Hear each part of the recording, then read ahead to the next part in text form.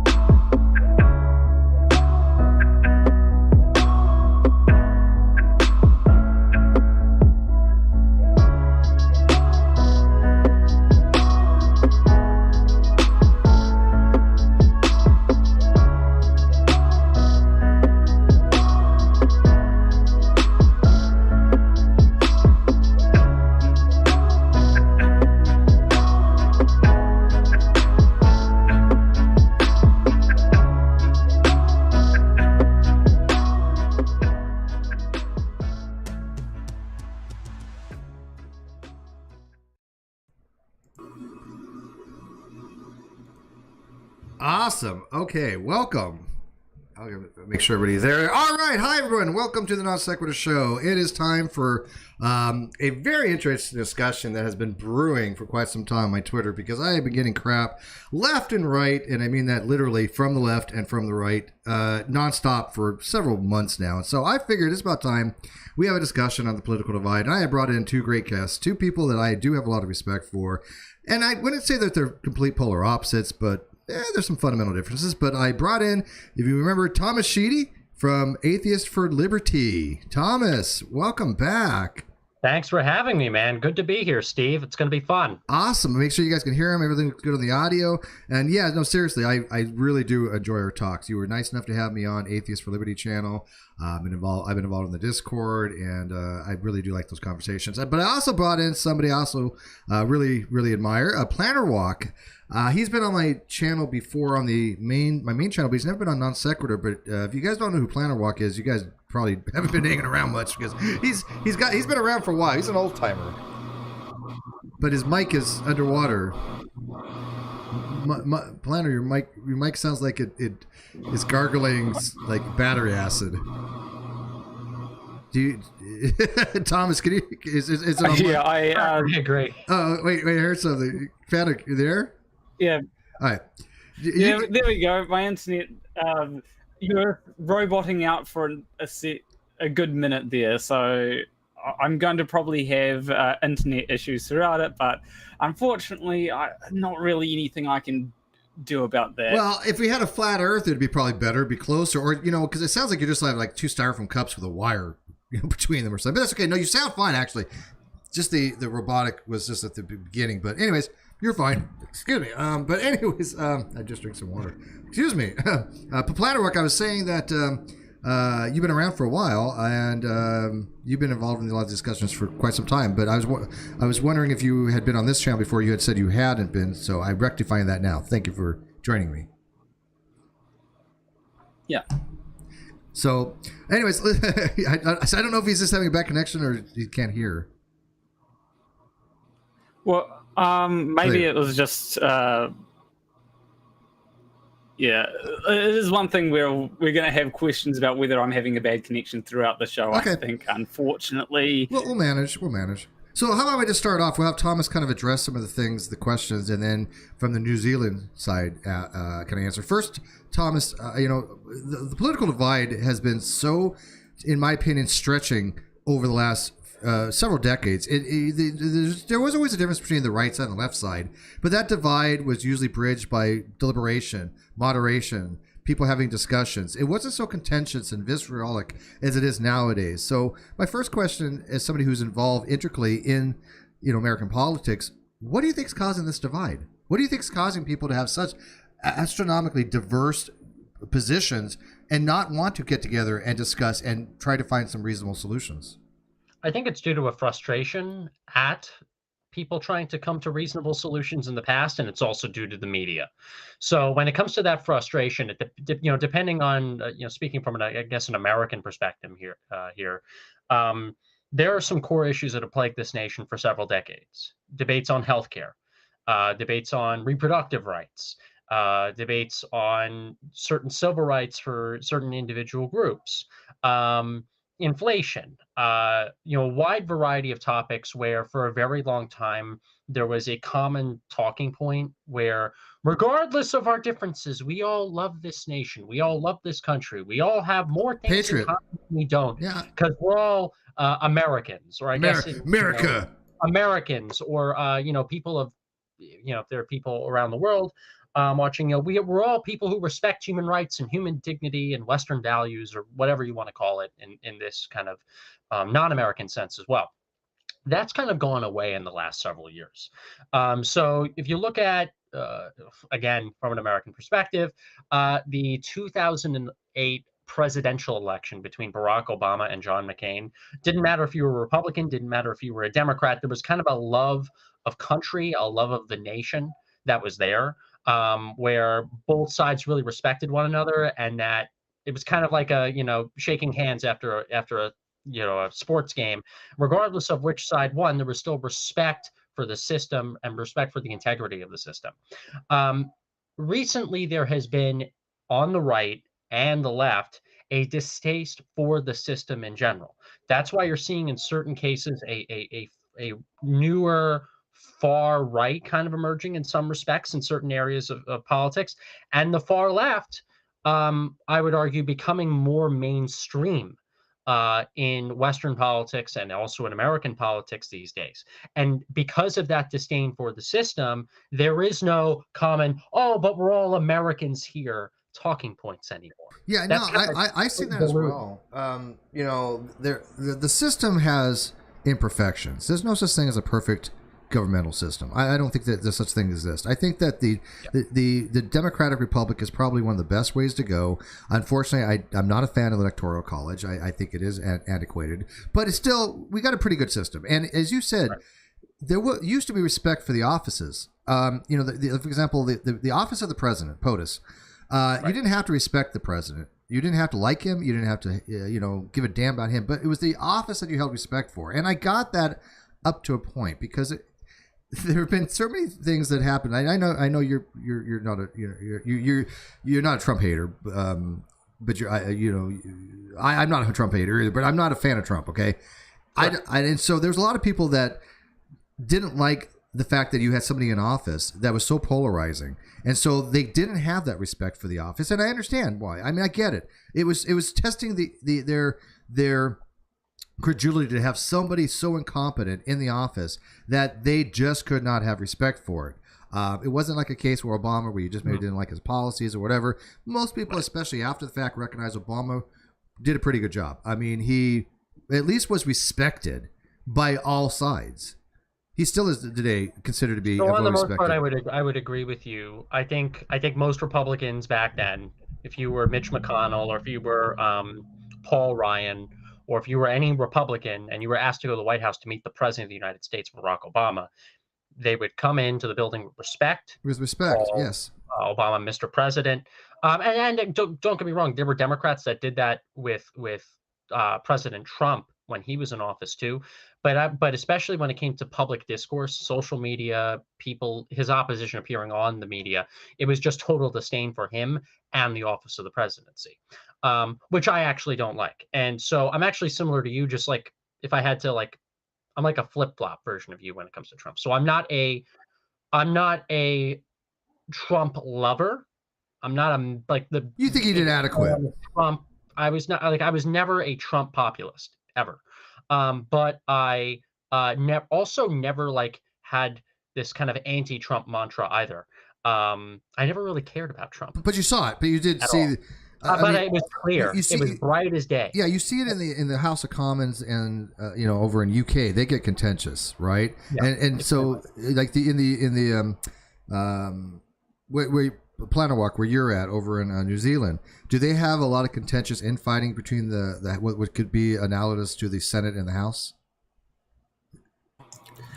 Yeah, occasionally it really depends on what the topic is. because like certain topics do get very, very heated.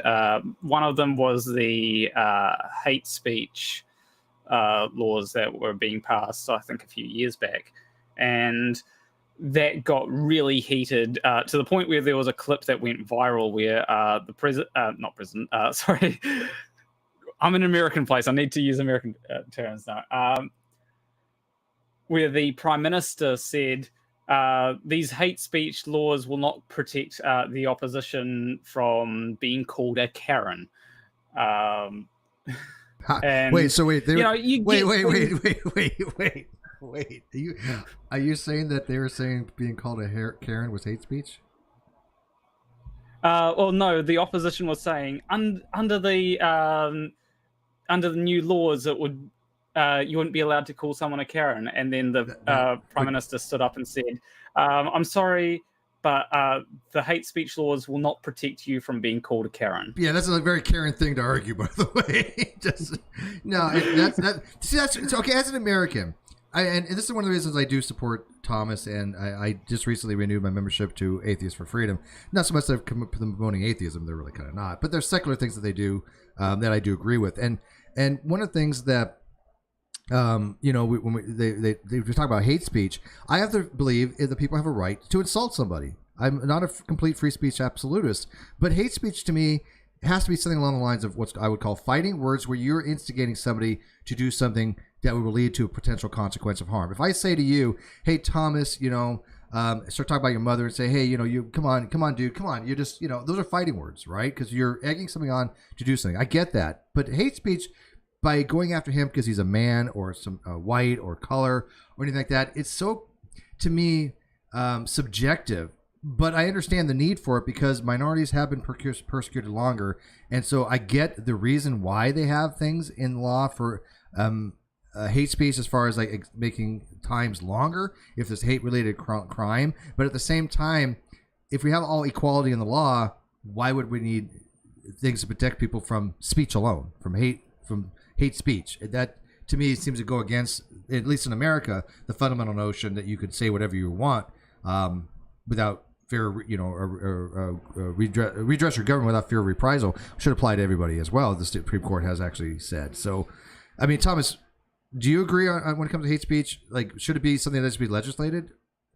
I think we should not have any hate speech laws whatsoever on the books. Depending on what kind of culture war we're in, depending on which side's in power, what belief system the president has, what the prime minister has, or whatever country you have, the ruling party can dictate at any point what is considered hate speech. That's a good point. And it sets a dangerous precedence for a tyranny of the majority.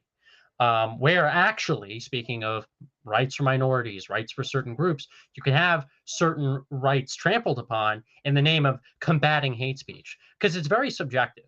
Anybody can label whatever they want to be hate speech, depending on the current mantra of the culture. And that's why we should not have that whatsoever. I think like threatening to kill somebody or fighting words or stuff that's already on the books as harmful speech, in the United States, I is a good level of where we're at right now. I don't think it should be altered. I don't think it should be elevated. I think it should stay the way it is. And honestly, I think most Western countries should abandon their modern hate speech laws, because I think it's only going to bite them in the butt, especially with current other extremist groups trying to rise to power. Yeah, that's one thing you always have to fear when the ruling body changes, what they consider to be hateful. I mean, I do get, again, things could be exacerbated in types of crimes, dealing with hate crimes, and that's not what I'm talking about. But I'm just talking about speech alone.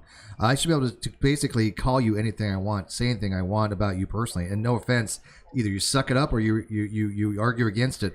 I don't know why it used to be Americans have very thick skins. Seriously. And especially in the military, you could walk up to somebody and call them whatever you want. People would be like, whatever. Right. But nowadays, they'll put you in jail for certain things.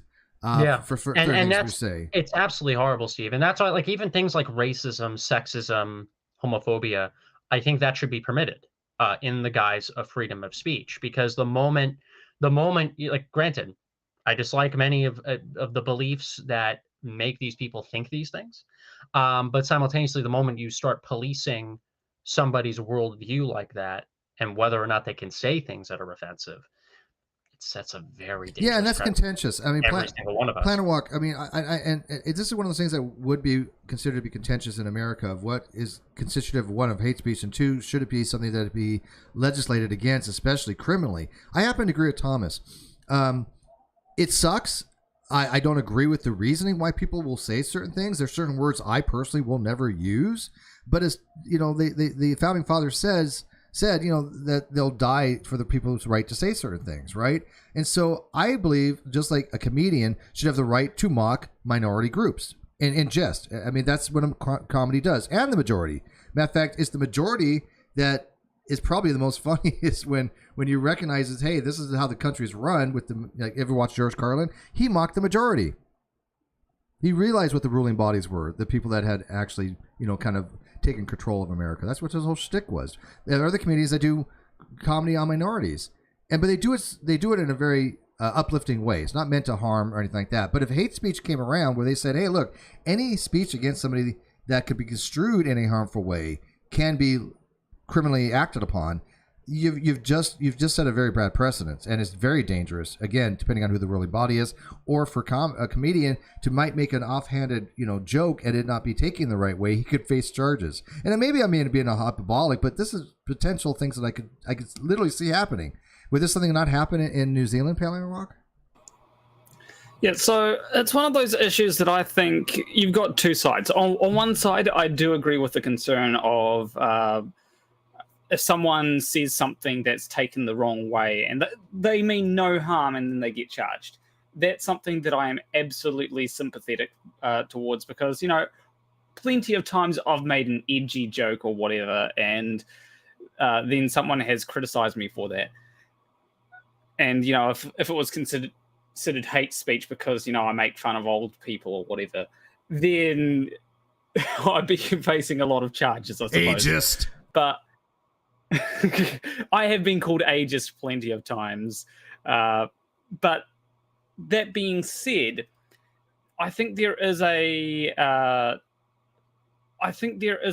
certain harm that can come from people that don't call for violence, right? You can call for violence, but still say things that can lead to people having a certain animosity towards certain groups. And that's where the difficulty comes in, where you don't, you basically thread the line so that you're not saying something that people, that is called inciting violence or can be called inciting violence, but at the same time, it kind of implies that, you know, if I say something like, take the Michael Knowles thing, the whole transgenderism should be eradicated.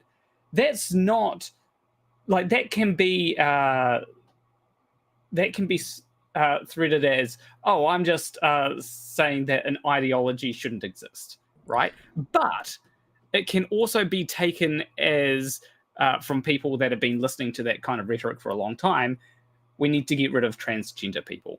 And that's one of those things where it becomes very, very difficult to work out, okay, well, and it depends what your views are. If you're a free speech absolutist, obviously you'd think that that's fine.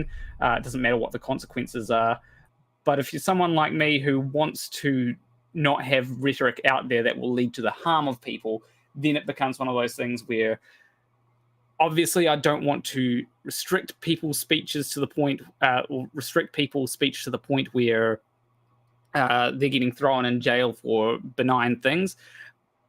But I also don't want people spreading harmful rhetoric. Well, let's dive into that because this was coming up there for a while, and you knew it was going to come up eventually. So, Thomas, let me ask you, when it comes to these people that are talking about eradicating transgenderism and things of that nature, I've listened to the speeches. I've listened to what Matt Walsh had to say on it. I've listened to, you know, the all sides. Yeah, I was in the same building as Michael Knowles at the time when he was Michael Knowles. Yeah, when Michael Knowles had made that, you know, comment up, you know, and I weighed in on that as too, because I mean, I listened to what he said. And to me, I didn't hear what Planarwalk heard. I didn't take it. Now, granted, we run in different spheres, but here's the reality. you cannot be held accountable legally for something that is maybe implied. It has to be expressly stated.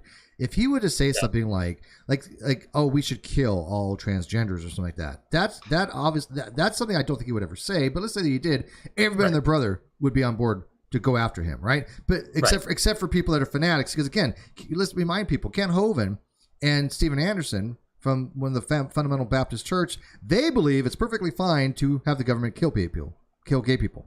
They're like, oh, you're gay? We're not going to do it, but we're going to have the government do it. They believe this. This is they actually believe. They explicitly say this. And you have all people from theists to atheists condemning them for that because it's so egregious, right? There's no reason why I have anything, even saying something so silly. Mm-hmm. So when Knowles is saying something like this, I didn't interpret that as, oh, people need to go out and start killing trans people. Nowhere did I even get that even connotation from.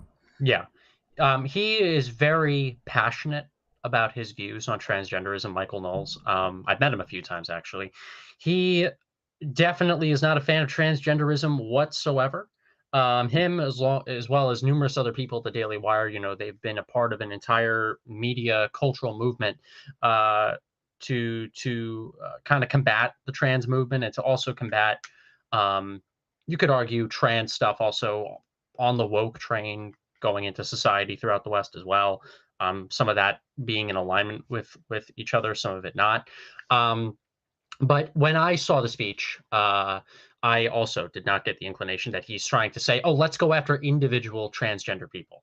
Let's punish people. Let's discriminate against people. Let's do what we can to stop them. But to oppose, maybe through political means and social means and other stuff, the spreading of the idea that maybe it's okay to be trans or that trans. Yeah, I think he goes. I mean, obviously, I think he does have radical views on this. I mean, he does go to an extreme. There's something to be said, though. If somebody is expressing gender dysphoria, if they're actually somebody who is born biologically either male and transitions to female or vice versa, and they're experiencing what must be horrifying gender dysphoria, is it better to psychologically fix that dysphoria? Gender dysphoria, or just let them portray themselves as female gender-wise, knowing that they're biologically male? And I don't think if that was just the case, I don't think anybody would really care. Besides the extreme people, I really don't.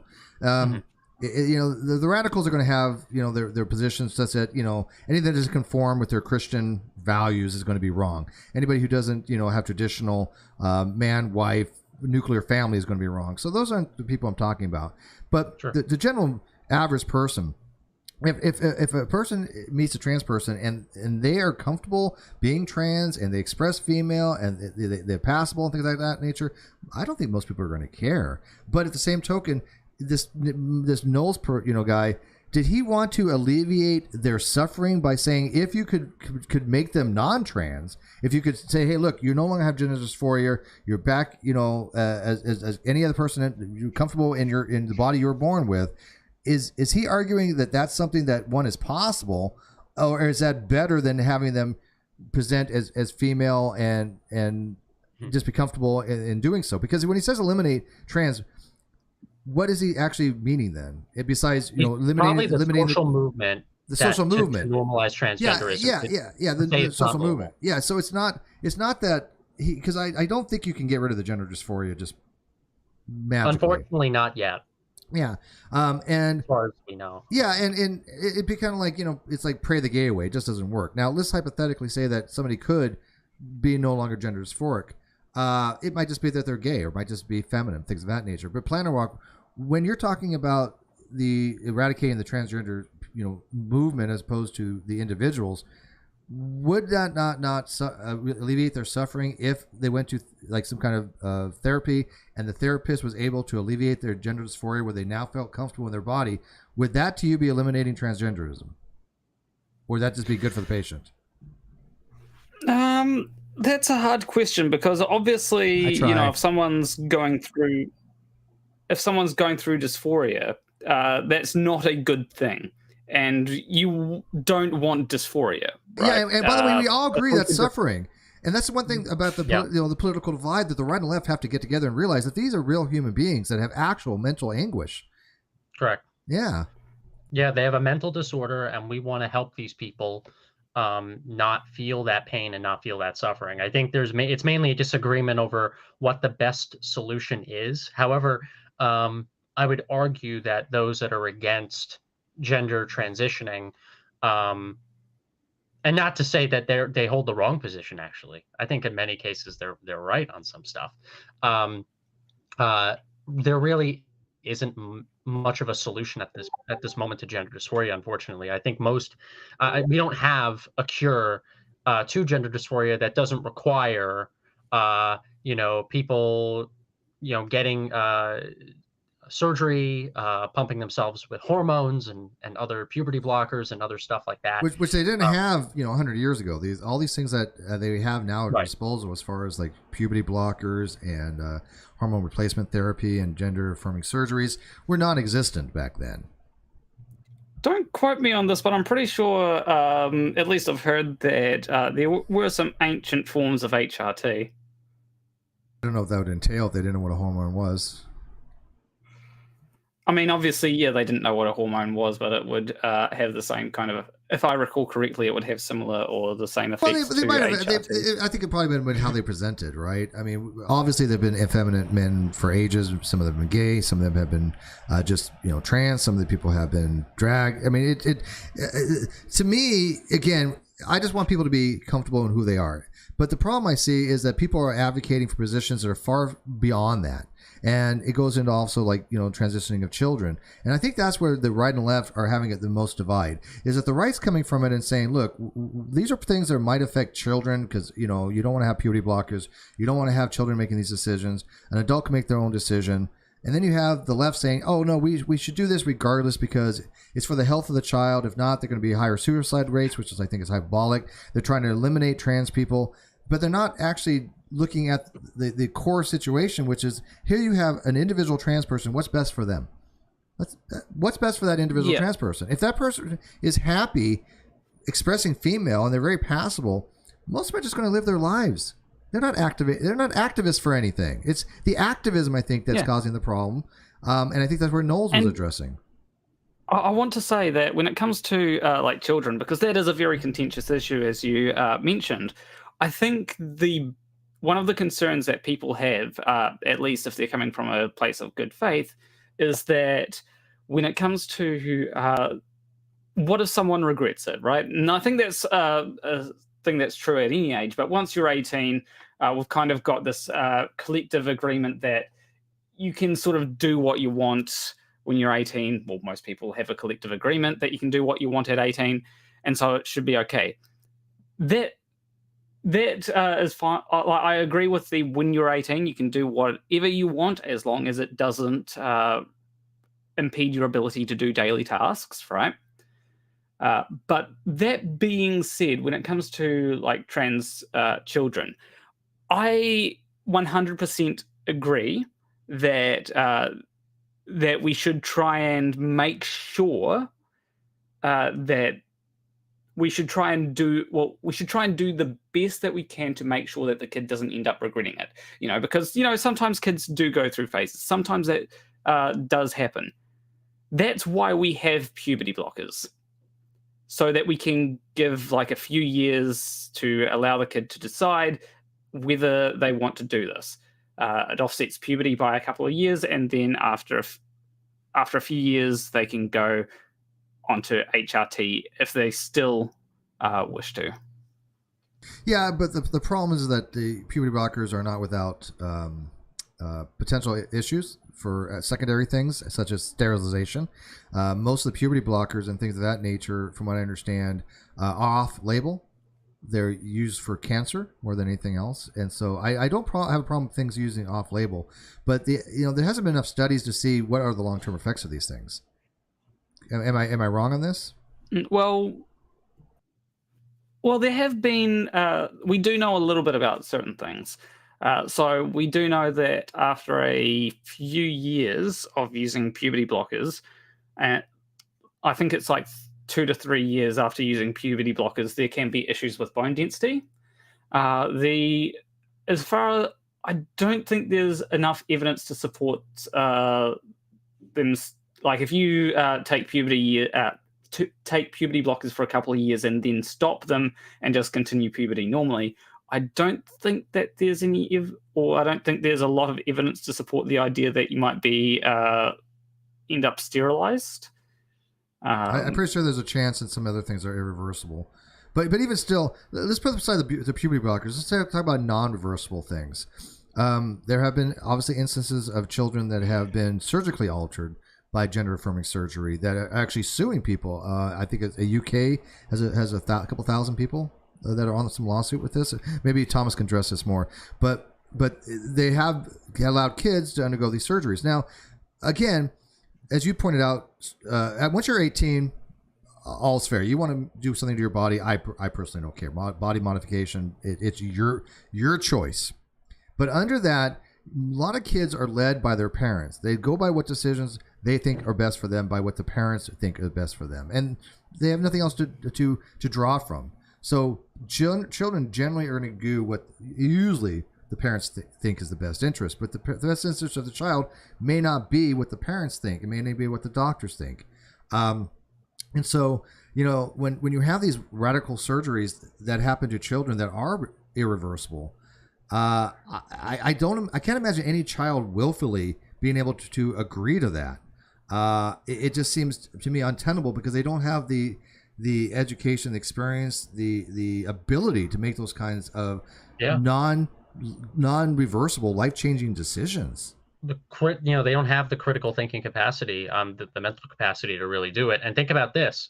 There's a reason why we allow in the United States, but also in most Western countries. Like most Western countries will allow people to vote at 16. For us, it's 18. Why is it high up? Why is it? Oh, I'm assuming he'll probably. Internet. But I'll keep providing commentary for the audience. Why is it that in the United States we have 18 as the age to vote, the age to join the military, the age to smoke tobacco? I guess you could take drinking as an interesting exception. But some places 18 for light beer for like 3.2. Yeah, it's just an arbitrary age that society has determined is probably the best to say at this particular age. Exactly. You now have these things you can now, but all of a sudden, because of a certain social movement, and all of a sudden due to culture war politics now influencing state policy and media and corporate environments and secular communities and amongst a million other things, all of a sudden now we think it's okay for minors and children to pump themselves up with hormones and to engage in surgeries that are life-altering. I think it's a little ridiculous. And I'll state this from experience, actually. I'm not trans. I've never had gender dysphoria. I've never wanted to do any of these things, by the way. So I think I came off a little weird when saying that. But when I was in high school, years ago, I used to be part of the Gay Straight Alliance group, actually. I was very into gay rights because this is before the Obergefell v. Hodges Supreme Court decision legalizing gay marriage in all 50 states. I was very anti-theocracy. I was very pro-gay marriage and pro-gay rights in my school. So I joined the Gay Straight Alliance. I became secretary one year, and then I became vice president another year, even though I'm the straightest guy anyone will ever meet. And just don't say super straight. I'm just kidding. And when I was but when I was there, dealing with other minors, I clearly saw people that also had mental conditions, mental disorders, and a lot of trauma. Some of them, and I'm not saying all, I'm not even saying this is the majority of the LGBT community or the gay rights movement at all, but especially in certain school clubs, when dealing with people in some of these clubs, some of them are rebellious to where, you'll not only have people that just follow whatever their parents tell them to do. Sometimes you'll have people that'll do the direct opposite of what their parents tell them to do. And then they graduate high school, they get into the real world, or they go to college, or they develop some work experience. And then they start to realize, oh, maybe some of the reviews that I purported in high school are wrong, or maybe things are a little more gray or a little more. They change their minds and beliefs as they get older, like everybody has ever done. Exactly. And I saw that with some people from the Gay Straight Alliance group, who I've still communicated with a few years after. A few of them matured, a few of them have become a little more moderate. Some, however, took those same kind of safe space views and have used like non-conforming gender terminologies and all this wacky college campus nonsense and injected that stuff you know, terminology from a club that was meant to, you know, help minors and have kids feel safe in a classroom into public life, into universities, into corporate environments, into businesses, stuff that is quite frankly childish and non-scientific at all, you know, in every respect. And we as a society have tolerated it because, oh, we don't want to appear bigoted. We don't want to appear homophobic, transphobic, or bigoted in any respect. So it's not only just the views, these kind of LGBTQIA plus kind of radical views that have been accepted and tolerated by society, but it's also the view that it's okay for minors to make decisions to alter their bodies permanently, despite the fact that when they grow up and when they get out of high school, they might actually develop a different view. So imagine you're one of those people that develops a more gray or nuanced or moderate view. But earlier in life, when you were in high school, you decided to get life-altering surgery. That's a bit of a problem, isn't it? Yeah, well, that goes back to the whole that affect the entire Western world, but we don't want to confront it because, oh boy, if our school district or some other school district comes off as transphobic, lawsuit galore, right. ER mess galore, local news, you know, surrounding the district galore. People don't want that. Yeah, then that goes back to where I kind of step in on the transgender activism, because they're going out of their way to try to use hyperbolic language to denigrate anybody who doesn't agree with them. That to me is repressive tolerance. That to me is the antithesis of free thinking. That is to me is how you people will shut down communication, shut down arguments and discussions that they don't want to have themselves, but they don't want anybody else having them as well. And that is where I'm not, like I said, a free speech absolutist, but I'm dang close. I don't think that anybody should shut down conversations that are honestly trying to have productive dialogue. And this is what I see from the people shouting over other people. Literally, and I mean, this is not hyperbolic, literally shouting over, using whistles and making noise just to shut down the dialogue. That's the type of activism that even I am against. And that's what I think where the right comes in and says, oh, look at these radical transgender activists. Well, not all of them are like that. It's probably a minority. But those are the ones that they're going to highlight because they're the most vocal. And that's when they say, this is what we're arguing against. You know, and then the left just says, oh, well, yeah, you guys are a bunch of transphobes. I've explained on Twitter, anybody who says I'm a transphobe or a bigot, I'm just not going to have a conversation with them. And that's the way I think most centrists are nowadays. We don't care. We've been called everything in the book by the left, by the right. It doesn't matter. The right has been insulted by the left. That's been insulted by the right. Throw out these names. Doesn't matter. You're not addressing the argument. And I think that it's lost a lot of power, these words. When you talk about lawsuits, you don't want to have people going after the schools and thinking that the members are bigoted and transphobic. I think most people have become numb to it. I really do. I mean, look at the and that's why there's more of this stuff is progressing for society at such a fast rate. Well, we don't want to touch it. Yeah, well, I'm numb to it. I couldn't give a crap if people call me. I gotta provide a living for myself or my family, and so I don't want to get involved in the mess. Yeah, well, they're scared of being canceled. I've been canceled 50,000 times. I don't care. But you know what? I always talk about things that are fair and rational and reasonable, and I think that's where the people that do the most rhetoric are the ones that don't want to talk to the people that are fair and reasonable. Both of you are fair and reasonable people. There is a little bit of divide there. But you know what's funny is I've never heard either one of you say anything that where I thought to myself, Jesus Christ, what a dumb fucking thing to say. You know, damn, God damn, what an idiot. I've never thought that, right? I respect both of you. I mean, I have some hot takes.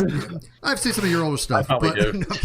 But I mean, I do as well. But for the most part, you both want to be rational, considered to be rational people. And so when you go and you have these discussions with people on Twitter, they lose their shit if you say something they even find remotely offensive, and yet they're not even trying to hear what you're saying. For example, the Bud Light fiasco.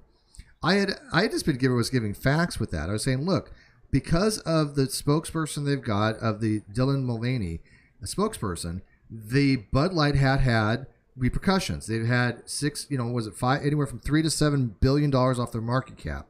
This is facts and evidence. The vice president of marketing resigned over all this. These again facts and evidence. Now the left's in there spewing, oh, it's just because of transphobia. And I will tell you, if you think it's just because of transphobia, please never run a company. Yeah, I love the boycott against Bud Light. I love it. And the reason why is because this was one of the best examples of wokeness losing. Yeah. For the first time ever. And look, I'm not for the boycott. I don't care about the boycott. I couldn't care less about the boycott. I just think it's funny that people did, and it had an impact. That's what's notable. And overall, I like it because too often we've seen these woke types who get into the real world, infiltrate companies and get on their boards and acquire these diversity of higher positions and push stuff that the majority of people, left, right, doesn't matter, gay, straight, Republican, Democrat, conservative, liberal, doesn't matter, don't want. You know what people want from Bud Light? They just want the product. They want beer to drink. That's all they want. They want beer. And this is what I was saying before. Yeah. Is that you have to know your demographics. Again, people that are arguing transphobia don't understand anything about business or demographics, because if you went into Hooters and all of a sudden you saw a bunch of male bodybuilders, it's probably not going to bode well for their type of clientele. Does that make somebody bigoted towards women or sexist? No, it's their model. It's how they operate, right? And so, there's an expectation there. Beer drinkers generally, they like to see, the Bud Light girls. Remember the original Bud Light girls? They liked, guns and beautiful women. Okay, you may not like either of those things, but that's what the audience usually will be appreciative of seeing. And I'm telling you, had they picked a better trans person spokesperson, there would have been probably far less backlash, if any. But they picked somebody who was so problematic and so degrading to women, because Dylan has a history of mocking women, and I don't think he's trans at all. I will stand by this. I think he's playing a long con game. I think if you got, I guess on YouTube you got to use she. I'm sorry, she, because you can't misgender her on YouTube or you lose your channel. So let me correct it out there so people YouTube she. Right, guys. This is what I'm saying. It's insanity that Steve was not a bigot. Yeah, it's insanity though, right? Because I think, I just say Dylan, that way I don't have to use a pronoun, but I think Dylan is lying. I think Dylan is a con man. And that doesn't violate anything, right? Doesn't violate me expressing my opinion that Dylan, has mocked women is pretty uncontroversial, because Dylan has made a career out of mocking women. But if they would have picked somebody more along the lines of Laverne Cox or something, or somebody who has a standing in the trans community as a activist, as a really good representative of transgenderism, I don't think there would have been that much of a backlash at all. I really don't. So that's just my take on it. What do you guys have to say? Yeah, I'm in full agreement. I think Bud Light went too far, and I'm glad that those that are still at the company now realize that. So it wasn't just them too, though. I mean, Tampax did it, Oil of Olay did it, and there's this new one that just came out that I was reading about that was doing something very similar. Anthropology. Is that how you pronounce it? Have you seen that? Maybe. Well, I haven't seen it. But, okay, Anthropology, I guess they did an Instagram where they had a guy, wasn't trans. This wasn't a trans person. This was just a guy dressed up in women's clothes trying to advertise for the women's clothes. And women took offense to this. They took offense. Gee, I wonder why. Yeah, yeah, right. I wonder why. Yeah. And again, it wasn't a trans person. It was literally just a man dressed in a dress trying to model the dresses, and women are like, he doesn't have any of the shapes we have. I mean, they're so not knowing your demographic. But like Planner had lost connection, but I was saying, Planner, did you hear when I was talking about how they picked a better trans spokesperson? Do you know who Nicole Maines is from Supergirl? Ever watched the show Supergirl? No, you don't get that. Well, I've seen Supergirl, but I don't know who all the people. Jeb Bush loves Supergirl. It was a good show. Well, one of the actresses on there, she plays Dream, I think is her name, but her name is Nicole Maines. She's trans, and she's a trans activist. Had they picked her, I think a lot of the people would have bought more Bud Light. She's very attractive. And here's a fun fact. I know people aren't going to believe this, but the biggest connoisseur of trans porn is in the South in America. Go look. Yeah, there's the biggest connoisseur of trans porn. Yeah. And so I don't think there would have been a backlash for that. It's just who they pick. Yeah. So when somebody says, "Oh, Steve, you're transphobic because they picked Dylan Mulvaney to be, some kind of spokesperson for Bud," I'm like, no, it's the fact they picked Dylan Mulvaney, not that they picked some trans person. I personally think that the overreaction to Dylan Mulvaney being a spokesperson is just, it's a complete overreaction, in my opinion. It's one of them things where is Dylan Mulvaney kind of cringe? Yeah, I've I love that. I love the way you hedge that. Is Dylan Mulvaney kind of cringe? Yeah. I haven't seen a lot of her stuff. I'm thinking about just subjecting myself to that. Not sure. What you didn't watch the Days of Girlhood, like day 1 of being a girl, day 1 of girlhood, day 66 of girlhood, and day 172 especially.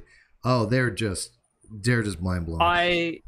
I have seen the stuff that a lot of people are complaining about, and again, like the stuff that people are complaining about seems rather cringe. But then I've seen some things from Dylan Mulvaney that that seem a little bit more like a normal human being would act. I think the whole cringe thing is, if I'm not mistaken, she's a TikTok star, so yes. Like it's kind of, if you're a TikTok star, you're kind of obligated to be cringe, I think. Yeah, well, here's the thing: if it was just meant to be satire and left it just as that, as when Dylan was a gay comedian, if it was just left at that, it probably wouldn't have been taken so poorly. It would probably be like, this is kind of bad satire. And everyone would still buy. Everybody who was buying Bud Light before the boycott would still buy Bud Light. Yeah. It probably wouldn't have been that big a deal. But the fact is that here's a person who was mocking women satirically, and again, wasn't that funny, but it wasn't something to go lose your mind over. It's like whatever. I get people having comedy on certain types of stereotypes, but for him to then, or her to say, then go, oh, but I'm actually a female. Wait, just not long ago you were mocking women as to be satirical against them willfully, and now all of a sudden you're the very thing you were mocking. I'm sorry, I'm not buying that. I'm just not buying it. I actually do. I can 100% buy that. One of the things that often leads to people being trans, at least from as far as I can tell, is doing something as a joke, right? Something like, oh, I'm just gonna dress up as an anime girl for something, or dress up as a cat girl. Look how funny I look, guys. Yeah, and then it's like, oh shit, this is fun.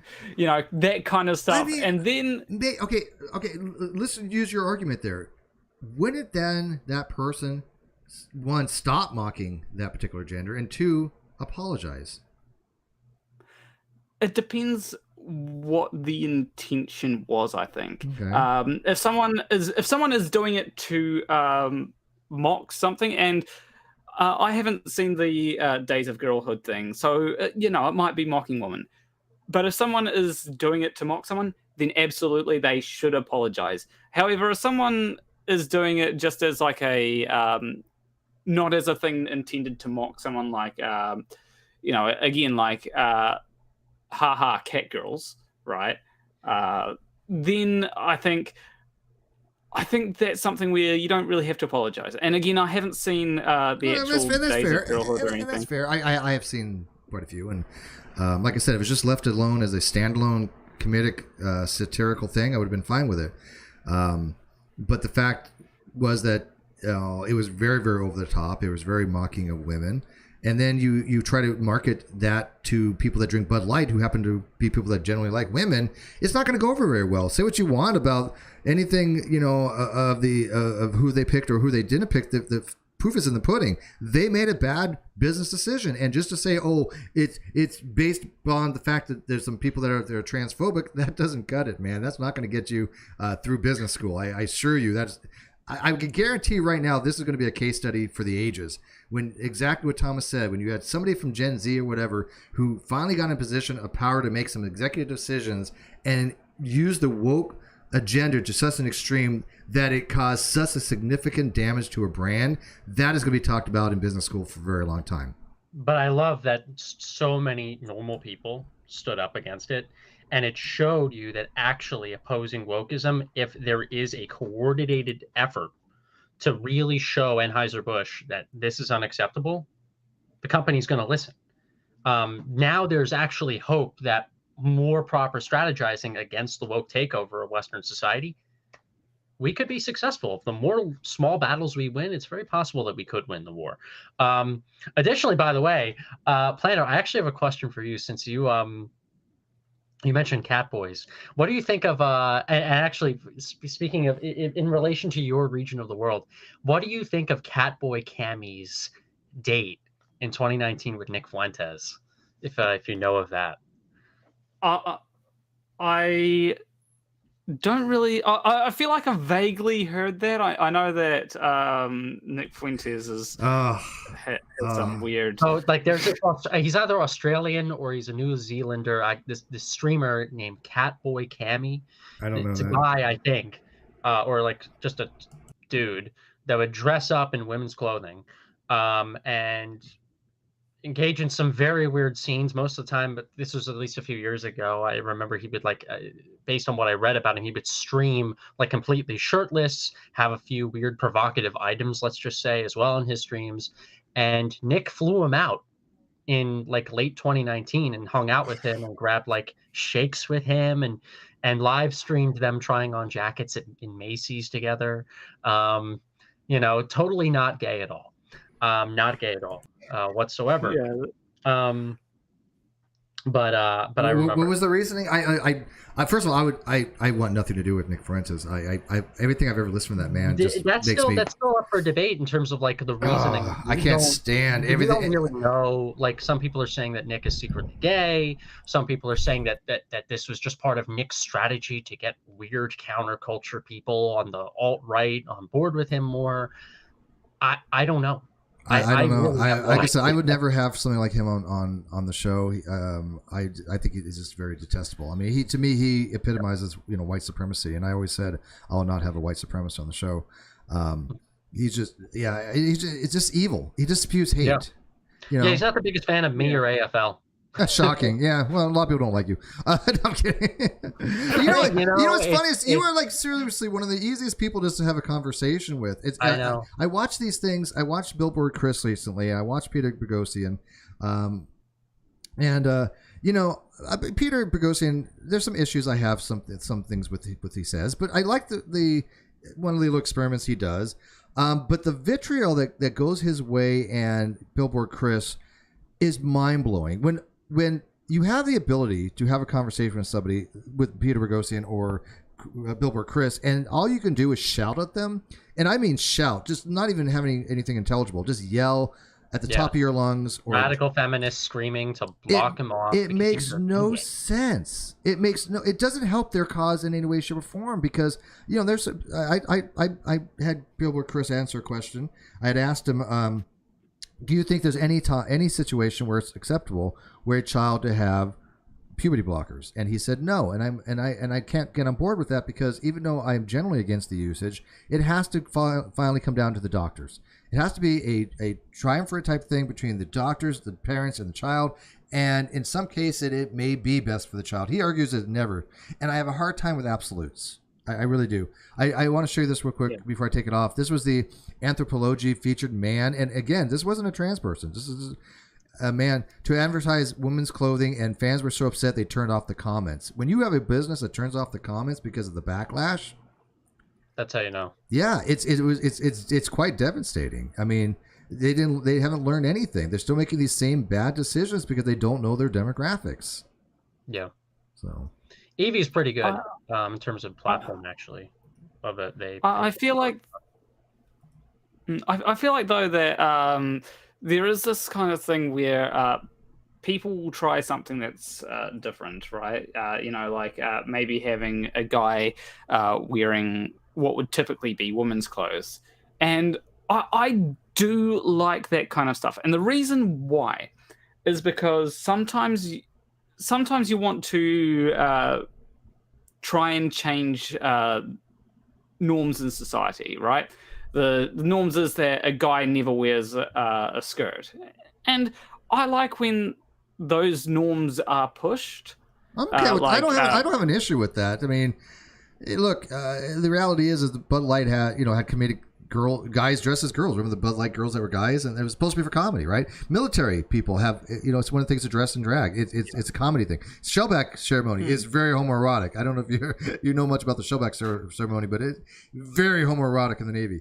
But it's just culture as far as people taking it for what it is. It's not pushed in your face. It's just meant to be taken light, brevity, some comedic value to it. But it's supposed to make fun, though, of the absurdity of the idea of those norms changing. I agree.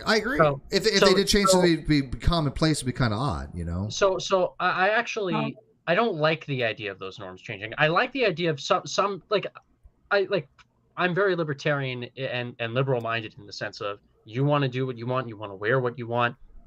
Go ahead, right? We're in the Western world. Go ahead and absolutely do that.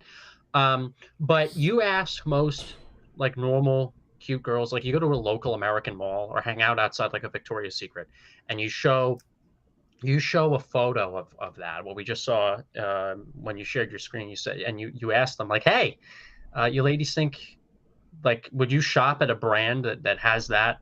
Most normal, I'm not even talking about like conservative or right wing or anything political or partisan in any way, just like mundane, apolitical, straight women.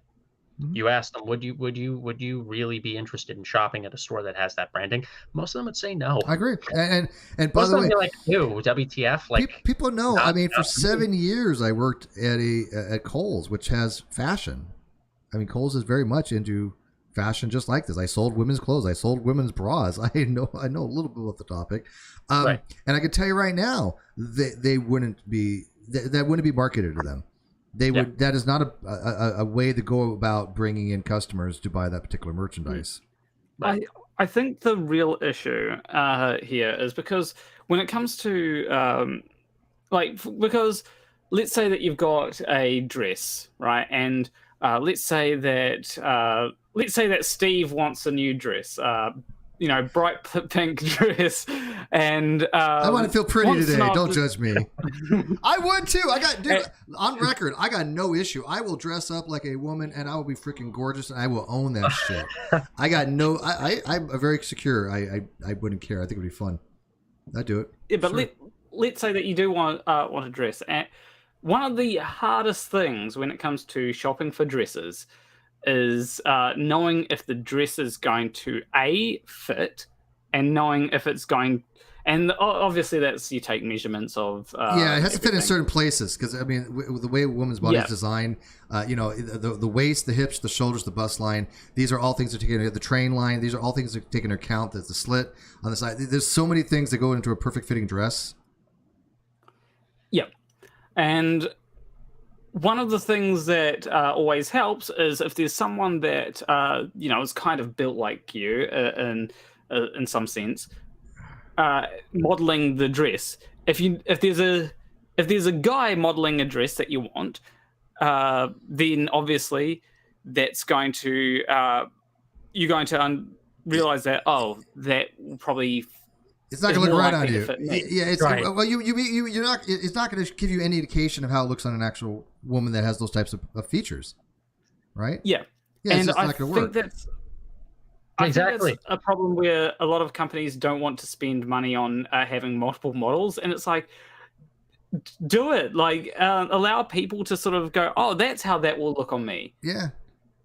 I'm fine with like if people want to do that, that's fine. The issue is then you're also serving like 0.0000001% of the population, with a company then having to spend so much money on advertising, a small group of people, just to appease that small demographic. And in reality, let's be real about this, it would be for politics' sake. Well, it's for that index, that consumer index. The consumer index that they have to they want to get a high score on. Yeah. And let's pretend I'm in Kohl's. I go to the Levi's section, in the men's section because I need to get new jeans, and I see, a woman wearing, trying out men's Levi's. I'm okay with that. And, like, the entire men's section, it's all images and mannequins of girls. They don't fit as well, though.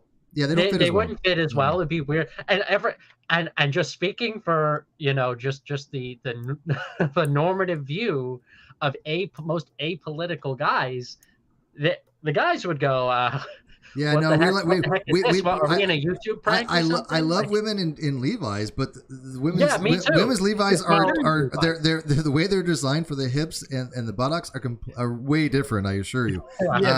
But the pockets and the pockets, Trust yeah, me, well, yeah, they're pockets. Yeah. You know what? That's one thing where we have the advantage. I will stand up for women on this. I agree with women. Why give them a useless pocket? You know what? You know what? I understand that too. Yeah. But to be fair, I think actually, you know what I think? I could be so wrong. You know, if you guys, for those who are watching, you know, let Steve know in the comments below or in the live chat. They will.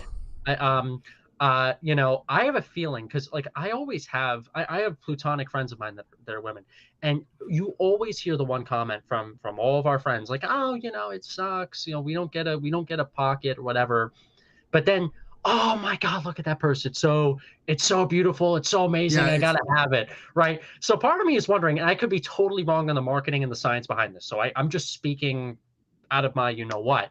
Part of me is wondering if like most women don't actually really care about it. They say in the moment because they want to get that nice designer purse to show around. Here's the reality. And again, when people talk about stereotypical norms, they're there for a reason, because certain things do seem to be these cases. As a matter of fact, even if you look at the guidelines for transgenderism, these posters, it talks about non-conforming stereotypical norms. I mean, it recognizes that stereotypes happen because there's positive and there's negative stereotypes. A lot of people think stereotypes are always negative. No, absolutely not. There's positive stereotypes. And one of the things that I have noticed, and this is a fact in business, women will pay more for looks. Men pay more for utility. Men want things to be practical and you have ability to have utilized for functionality. Women want form. It's just a generalized statement, but it holds true in business. There's something called the pink tax.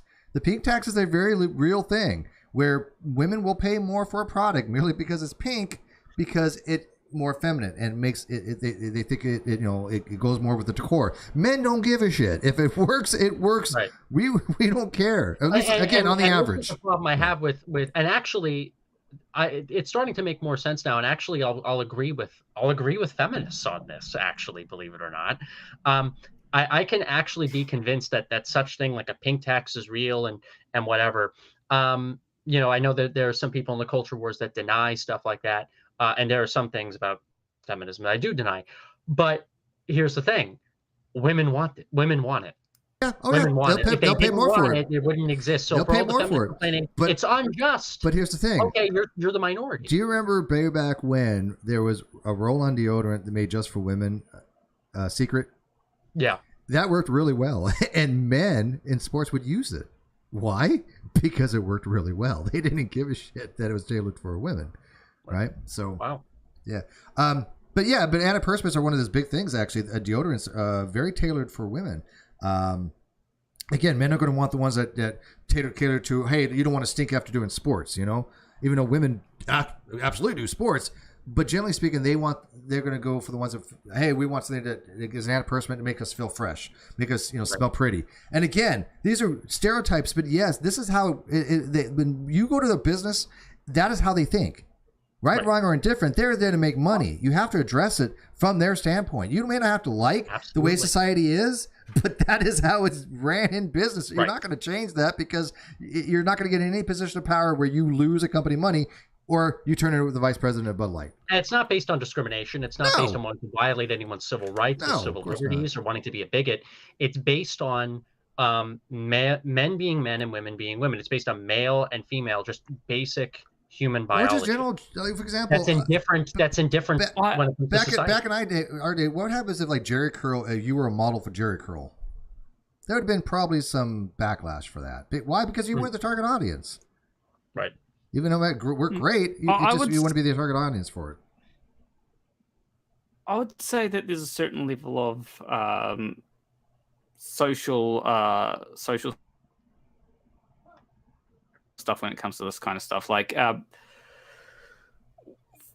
I'm not sure if you're here. Yeah, I can hear you. I can hear you. I didn't realize. No, you paused for a second. Yeah. Anyway, yeah.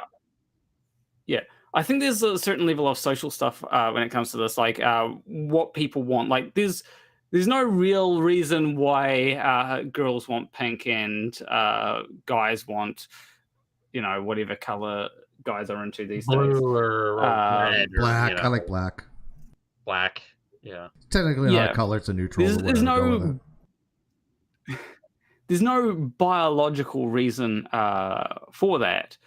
And I think that when it comes to a lot of these things, it is very much what does our culture say this sort of person is into. And I think that even though we often feel like, oh, this is just what I'm into, right? I think there's a certain level of, oh, this sort of thing is associated with this kind of thing. Hence why a lot of people that are into punk, they have piercings and that kind of stuff. But I can't I'll actually agree with you to a degree. I think society does play a role on that. But why are women? Why have women become so attached to pink? Why have women, even though, like, what was that the whole marketing scheme in the 30s to get women to buy like diamond engagement rings? I forget exactly what campaign that was, but I know that's a big historical thing, where there was like this massive ad campaign, and now every woman wants a diamond ring. Certainly corporations and society can influence them to think this way. But what did these corporations do? They tapped into the female psyche. Yeah, so I was going to say thing too. What makes women tick? So yes, society and companies and culture can make these changes, but they can use these biological impulses to make that. I was going to say you can't rule out biological factors in any of this, right? There might be underlying things because women generally more feminine that they go to softer, colors. Like pink, which, by the way, isn't an actual color. It has a wavelength. There's no wavelength associated for pink. Pink is a psychological phenomenon, just like, well, all colors are. But as far as pink, there's no associated wavelength, believe it or not. So it really doesn't exist in any real capacity. So there is a phenomenon in the mind that women might like more. Nothing wrong with that, So I think it's a mixture. I think it's a mixture of nature and nurture. I think these companies tap into it, and society taps into it, and I think it's a very, very complex thing. But gender roles started from the fact that men were physically stronger and bigger, therefore they were ones more often to go out hunter and gather than the woman would cook. This is just because we're that type of species for humans. It didn't have to be metaphysically that way, but it just ended up being that way. It could have been, males and females of exactly equal physical strength and things of that nature. Then, things may have been completely different. But I think there is a biological component. Yeah, I would agree that there are some biological components. The question is to which extent, right? Obviously, there are differences. Like I will 100% agree. Men are more aggressive, right? That kind of stuff. We can actually look at things like testosterone differences, and that testosterone has a huge effect on stuff like that. Definitely. However, I think that when it comes to individual preferences, we often underestimate how much society has an impact. Like seeing someone like yourself wearing a certain thing. Like I used to be really big into hoodies because it was like, that's what guys wear. That's what I was conditioned to believe was cool. Yeah. Did I really have a personal interest in hoodies? Not really. I look like a cult leader in a hoodie. Fit in with the rest of the. Yeah, I'm not a big hoodie person. I look like a cult leader. I'm not a big hoodie person. I get where you're coming from, though. Actually, when it comes to that, like I grew up. I'm a Gen Z kid. I grew up in the 2000s. I remember one year Yu-Gi-Oh cards would be the big thing. The next big thing was when you were like 8 years old. Webkins. They were like these toy plush animals. Like there were boys and girls. We had Garbage Pail Kids. Yeah. Gen X were not really well loved. Babies and then Bakugans and all this other stuff. None of us really cared about or had an absolute fixation usually in the specific product. That's why we changed products every single year. On the most part, we just wanted to fit in. And so what happened over the last 20 years? Because prior to 2000, in my generation, and I'm just going to say it bluntly, nobody gave a shit about any of this. If somebody was gay, trans, nobody cared. It was just like, hey, can you do your job? Are you a good person? It was nothing in your face. Matter of fact, this is nothing new. Channels. My roommate watches a lot of old shows, like from the 80s and 90s. They were discussing these issues decades and decades ago, but it wasn't in your face, over the top, where it was to be punished if you didn't agree with them. It was, hey, here's a life lesson to be had. Treat people with respect. You know, there's differences. They were always positive rather than vitriolic. Every single one. Go back and watch any of the Star Trek episodes, Facts of Life. They've all different, different strokes. And what's one you're watching today? Prince of Bel-Air. Yeah, they, great shows because they did it in a way that was informative and constructive and positive.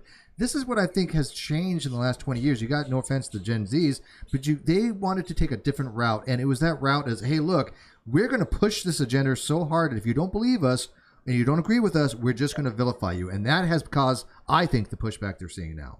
I think that part of it is the internet. I'm sure both of you are aware of the nutpicking fallacy. Yeah, oh my God, I do remember this. Go ahead. What is it? Refresh my memory. I'm not going to look it up. It's basically where you try and find the most extreme example, and you basically pick that to show. Oh, everyone. Yeah. So it's like the opposite of cherry picking. It's you find the most radicalized and make that generalized. Yep. Yeah. And I think that part of the reason why we're seeing this, why it feels like radicals are just running everything, is because people on both sides will find the most radical example of something. You know, like Matt Walsh will obviously find the most radical example of some trans person, screaming at whatever, and will showcase that as an example of this is what the left is like. And then you'll have people on the left that will basically, okay, it's not too hard to, this is maybe my own bias, but it's not too hard to find radical people on the right. I just have to show Matt Walsh. Agreed. I think I'm agree with that. They'll basically paint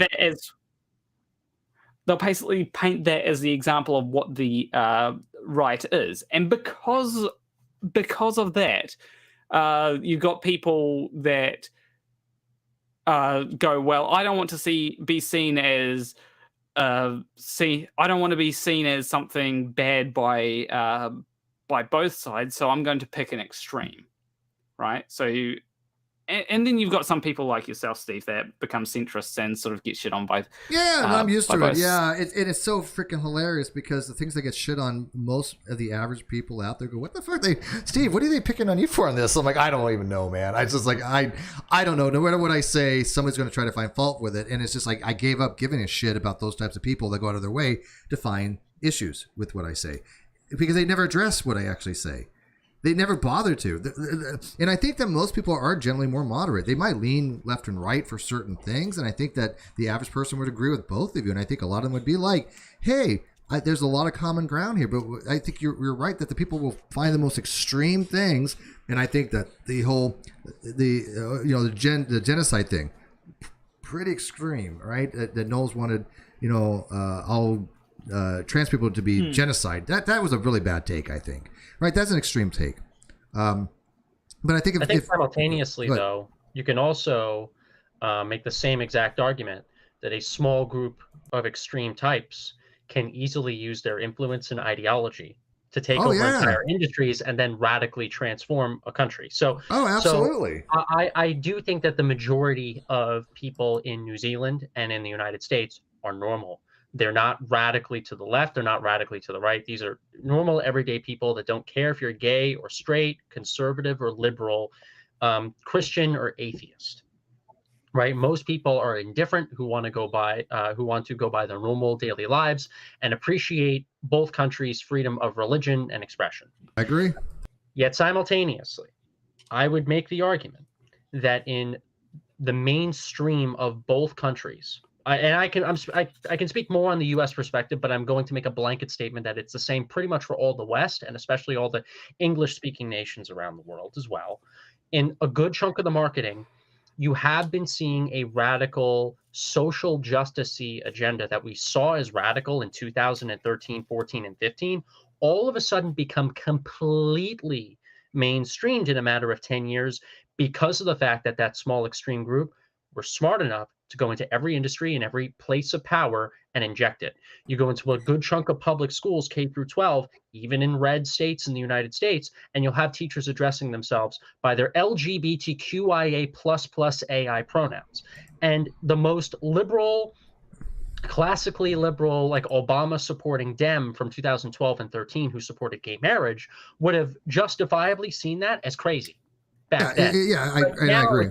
That's normalized. And now it's seen as normal, right? But and you know, it's seen as normal, but I got to tell you, a lot of people in those professions are sick of it. I agree, but they're too afraid to speak out against it because it swept the culture. Right. And that's the problem. They're going to be branded, and they're going to be, vilified, and they're going to be ostracized. We see it all the time.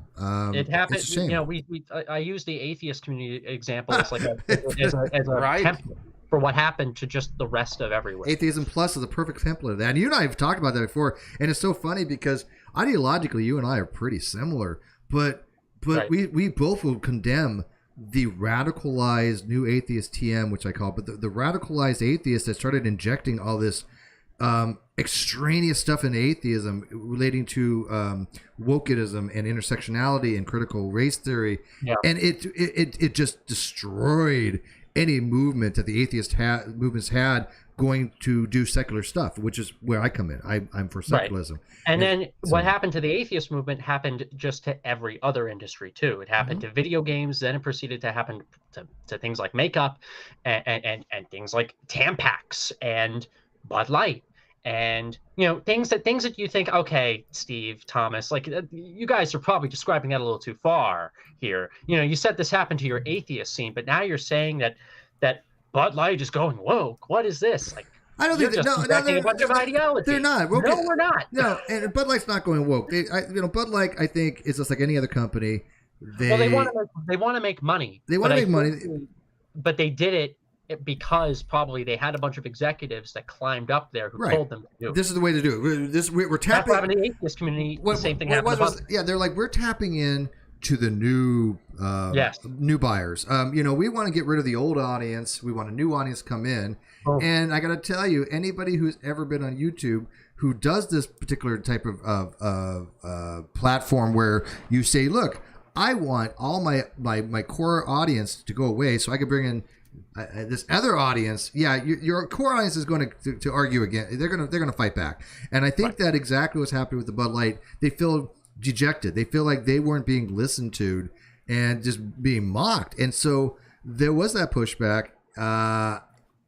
And like I said, I just think I really do think it's going to be something to be studied for quite some time. But the problem I have is it wasn't just Bud Light. It's all these other companies doing the exact same thing. It's always has happened to them as well. And they're not learning from it. So where does it stop? Yeah. Where does eventually they go, hey, look, this is not how we want to run a business. I mean, is this experiment over as far as that? Is the woke experiment over in business? Unfortunately, I don't think so. I think it's going to continue. But what I like about this is now we have a small victory. And we can use that small victory to create a bunch of other small victories in other places. And we as non-woke or anti-woke type people, I think that you and I are, regardless of where we are in the overall political spectrum, we're against this kind of. Yeah, I know. I all my life I've been anti-PC. I mean, in my day, it was multiculturalism, which has some really good things to it, but it also has some crappy things to it. Exactly. Yeah, and so it migrated to political correctness, which I couldn't stand. And then like social justice warrior. And social justice warrior was I couldn't stand. So I've been consistent since I was a kid. You've been consistent from the beginning. Yeah. And what I like now is that there are more media companies, educational institutions, and businesses and corporations that are emerging now that are alternatives to the main woke product. Like, I don't like everything that is said on the Daily Wire.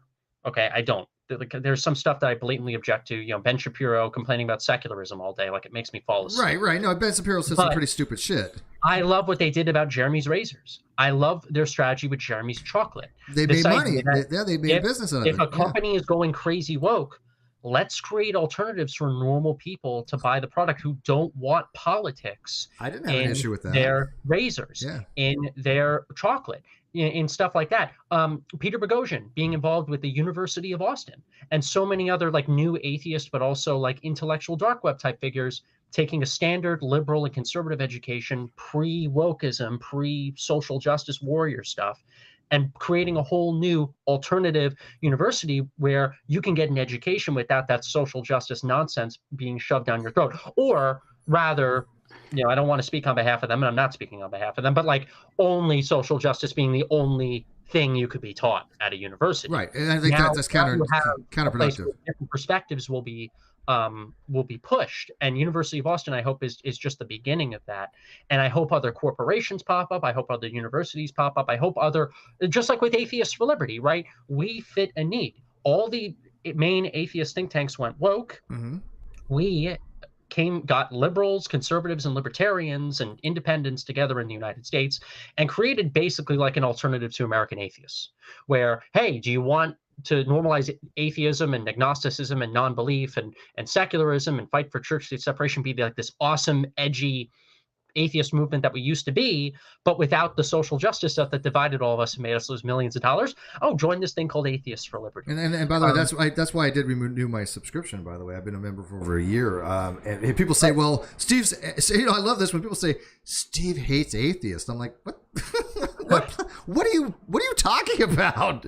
I mean, Thomas, have you ever heard me make anything remotely pejorative toward an atheist? No, and not at all. People just don't understand that I have my philosophical positions, but I've always been supportive of atheist groups that want secularism. But American atheists went off the rails years ago. I can't stand them. I think they're an absolutely shitty organization. And don't get me wrong. We at Atheists for Liberty still have some ways to go. We have even more infrastructure to build. But we have several state directors already. We have a third of the size of the state directors that American Atheists had. And American Atheists has existed since 1963. We popped up and became public in 2020. Yeah, and we did paperwork in 2019. You're their competition, though. But we're already doing so much. Yeah, you're their competition. We're nearly surpassing Black non-believers in terms of followers count. We're going to be surpassing all the other legacy organizations in terms of their media follower count eventually. Why? Because we're doing what atheists wanted to see done in the atheist movement. As far as the secular approach, yeah, and I also like the Satanic Temple. I like the way they approach, secularism. Planner, I like the way that they point out the hypocrisy in religious laws. I disagree actually with some of their approaches, but I do like some of what they do too, and I'll give them credit. At least they're doing more than a bunch of the other organizations. I agree. Yeah, exactly. At least they're doing something. Like I'm not in agreement with anything 100% for any group really, but I mean, like when they just recently had a ceremony where they started tearing up the Bible, which is very performative. But I mean, personally, I think that anytime you start tearing up any kind of book, you're in dangerous waters. It looks bad. They also went against they went up against the Blue Lives Matter flag, which I absolutely condemn them doing. I think that's just extremely bad optics, especially the cops. Yeah, like the Blue Lives Matter flag. It's like why it reminds me of like atheist conferences these days. Ugh. And the other ones, like them having a biased political agenda that should have nothing to do with the main reason why they were there. I agree. You wouldn't see us at AFL. Well, granted, we think BLM is woke and part of the new woke religion. So there will be some times when AFL, maybe we'll have an opinion or talk about some issues with the BLM movement in regards to wokeism, because that's what we talk about. Right. But like on the most part, I don't think you would ever see at any future AFL events us like tearing up BLM flags or, doing anything like that. On the most, I can't speak on behalf of the future. Yeah, I wouldn't recommend. I think. Look, I understand performative art, and I understand that people are right to express themselves by destroying things. Right. But when you start destroying flags and books, yes, you have a right to do it. Don't get me wrong. And in fact, one of the issues I had with my parents, it was a major issue, but they felt that desecrating the flag should be made illegal. They wanted a constitutional amendment for that. I think it was a little bit probably before he retired, but there was talk to have a constitutional amendment against flag desecration and flag burning, things of that nature. And I was like, no, you absolutely should have the right to burn a flag if you want to. Although there should be social ramifications for it.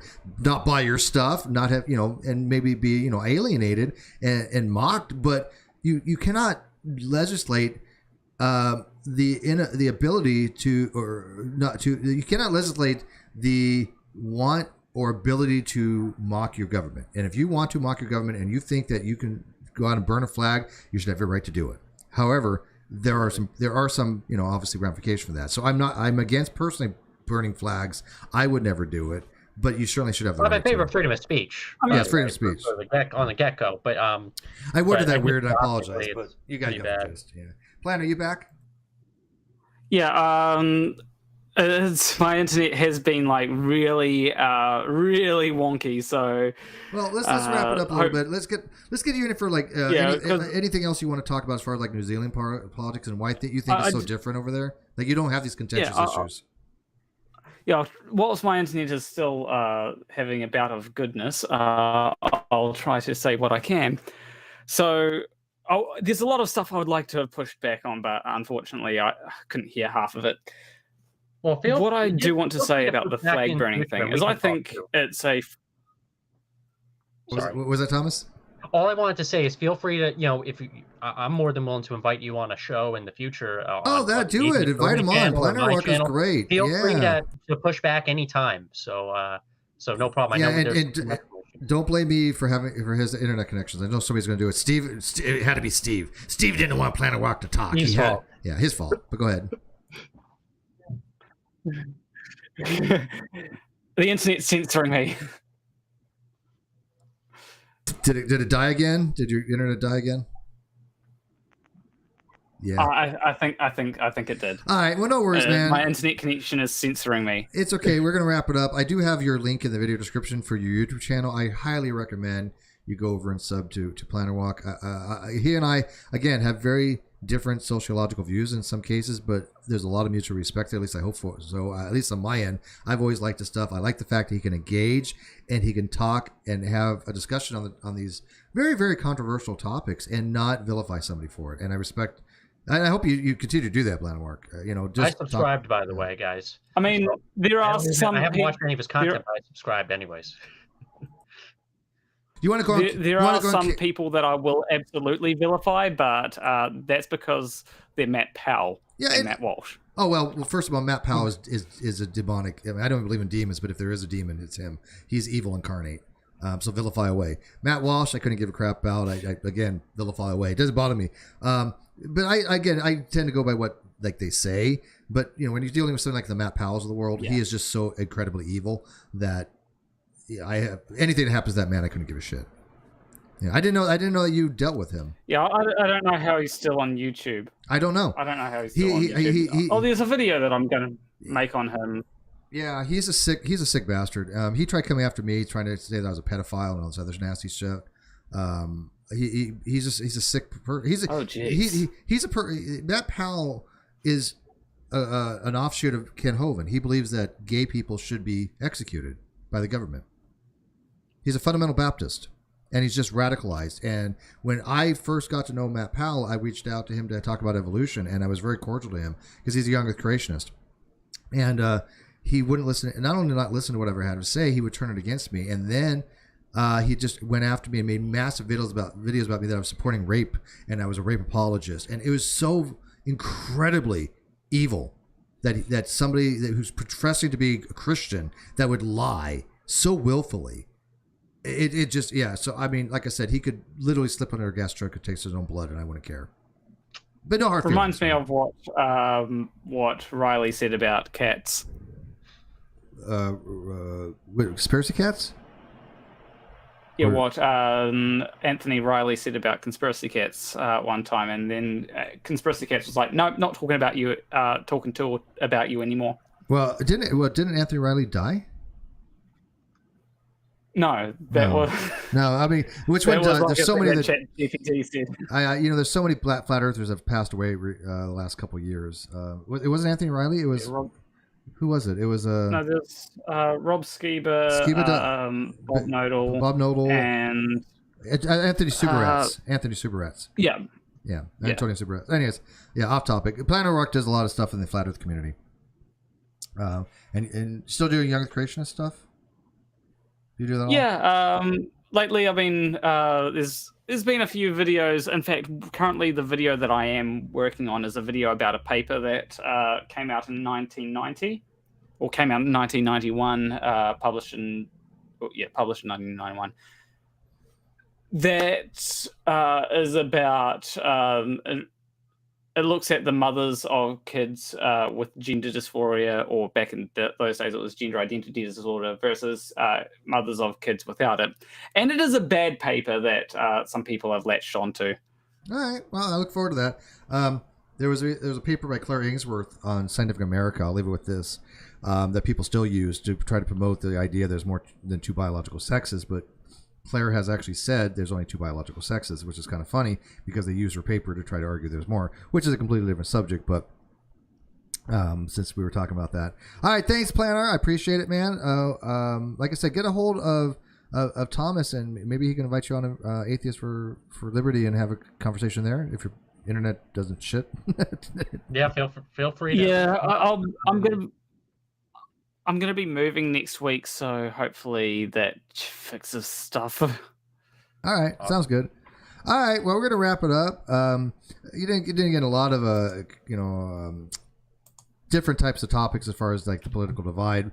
Probably a lot of different things we could have talked about, but I think it does show that you, myself, and a person in New Zealand can have a rational conversation. Thomas, most definitely. And I respect that. Steve, thank you for having me. atheistforliberty.org, everybody. If you want to join and become a member, Steve is a member. Atheism without Atheism Plus. That's what we're all about. I know, this is a big atheist community type or secular community type channel here. Yeah, secular. We're not an atheist channel, but we're secular, and we're non-theist channel. So atheist. We have a lot of commonality over at Atheists for Liberty. We are the people fighting for you. We are we are the secular community before wokeness came in. We're doing a lot of great stuff in the United States, and we have members from around the world. Discord events all week. You can follow me on Twitter at SheedyTom. That's SheedyThom. I also have a YouTube channel if you search up Thomas Sheedy. But again, join Atheists for Liberty, become a part of our community, and we do streams on YouTube as well. And we're glad to have Steve a part of it. And Steve, thank you so much for having me on. Thank you. I hope to give you a little bump. I mean, let me tell my audience real quick. Thomas, very short notice.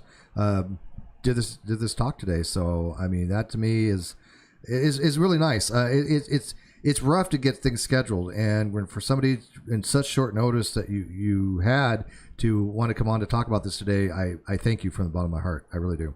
Okay, absolutely. Thank you, bud. All right, guys, I'm gonna leave the StreamYards and then wrap it up my audience and bid you guys adieu. Good. All right, guys.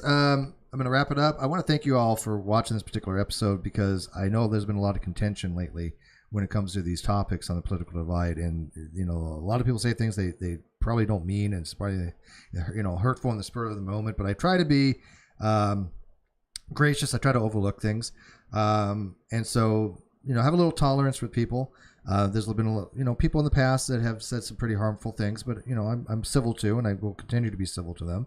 And there's people that have been so vitriolic going back years that there's nothing they could ever do to apologize in this world or the next. As I say, Jesus forgives, but I don't. But those who want to stick around and have these types of conversations, let's do it.